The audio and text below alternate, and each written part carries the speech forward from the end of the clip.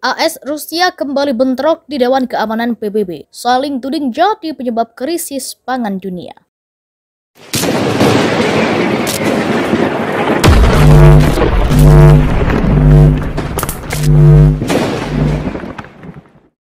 Rusia dan Amerika Serikat kembali bentrok di PBB. Duta Besar AS untuk PBB menuduh Rusia membuat situasi pangan makin genting di Yaman, sementara tempat lain menjadi lebih buruk akibat dari menyerang Ukraina. Kamis 14 April 2022.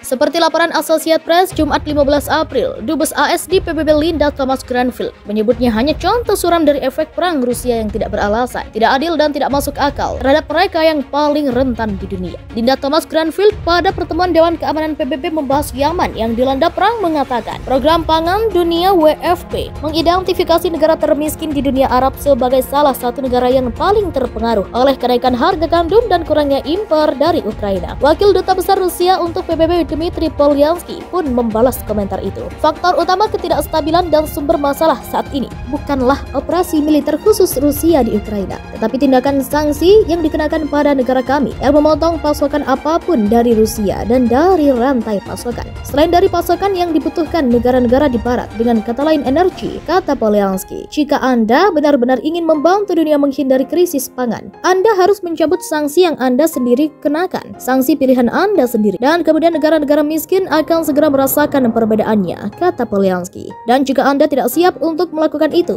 maka jangan terlibat dalam hasutan dan jangan menyesatkan semua orang. Pertukaran tajam terjadi sehari setelah Satuan Tugas PBB memperingatkan peperangan yang mengancam akan menghancurkan ekonomi banyak negara berkembang yang sekarang menghadapi biaya makanan dan energi yang lebih tinggi dan kondisi keuangan yang semakin sulit. Sebanyak 1,7 miliar orang, sepertiga di antaranya sudah hidup dalam kemiskinan. Sekarang sangat rentan terhadap gangguan sistem pangan, energi, dan keuangan yang memicu lonjakan kemiskinan dan kelaparan, kata Sekretaris Jenderal PBB Antonio Guterres dalam laporannya. Amerika Serikat dan sekutunya bentrok dengan Rusia dan China di Dewan Keamanan PBB pada Senin terkait manfaat dan dampak sanksi PBB yang saat ini ditimpakan pada negara-negara mulai dari Korea Utara hingga Yaman dan Kongo serta kelompok ekstremis Al-Qaeda dan ISIS serta afiliasi dan pendukungnya. Seperti dilansir Associated Press, Selasa, Rusia yang menjadi presiden DKPBB pada saat ini memilih topik mencegah konsekuensi kemanusiaan dan sanksi yang tidak diinginkan. Dalam sidang tersebut, Rusia mengecam sanksi sepihak yang dijatuhkan oleh Amerika Serikat, Uni Eropa dan negara serta kelompok lain. Kepala politik PBB Jose Marie Di Carlo mengatakan di depan sidang DKPBB bahwa ada 14 sanksi PBB. Sebagai contoh di Libya, Mali, Sudan Selatan dan Yaman, mereka mendukung resolusi konflik. Di Guinea Bissau, mereka bertujuan mencegah perubahan pemerintahan yang tidak konstitusional. Di Republik Afrika Tengah, Kongo dan Somalia, mereka mengekang eksploitasi gelap sumber daya alam yang mendanai kelompok bersenjata. Di Korea Utara, mereka menerjemahkan kegiatan proliferasi dan mereka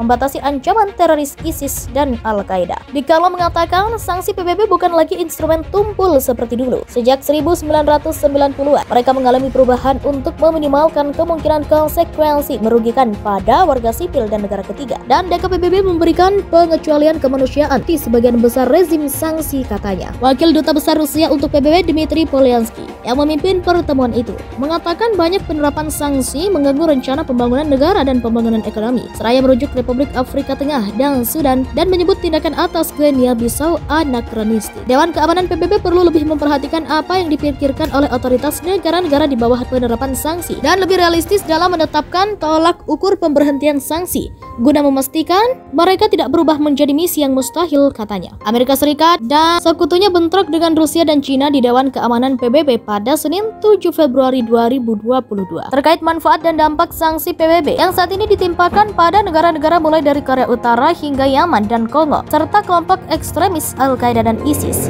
serta afiliasi dan pendukungnya. Seperti dilansir Associated Press, Selasa 8 Februari, Rusia yang menjadi presiden DKPBB pada saat ini memilih topik mencegah konsekuensi kemanusiaan dan sanksi yang tidak diinginkan. Dalam sidang tersebut, Rusia mengecam sanksi sepihak yang dijatuhkan oleh Amerika Serikat, Uni Eropa, dan negara serta kelompok lain. Kepala politik PBB Jose Marie Di Carlo mengatakan di depan sidang DKPBB bahwa ada 14 sanksi PBB. Sebagai contoh di Libya, Mali, Sudan Selatan, dan Yaman, mereka mendukung resolusi konflik. Di Guinea-Bissau, mereka bertujuan mencegah perubahan pemerintahan yang tidak konstitusional. Di Republik Afrika Tengah, Kongo, dan Somalia, mereka mengekang eksploitasi gelap sumber daya alam yang mendanai kelompok bersenjata. Di Korea Utara, mereka menerjatkan kegiatan proliferasi dan mereka membatasi ancaman teroris ISIS dan Al-Qaeda. Di Carlo mengatakan sanksi PBB bukan lagi instrumen tumpul seperti dulu. Sejak 1990-an, mereka mengalami perubahan untuk meminimalkan kemungkinan konsekuensi merugikan pada warga sipil dan negara ketiga. Dan DKPBB memberikan pengecualian kemanusiaan di sebagian besar rezim sanksi, katanya. Wakil Duta Besar Rusia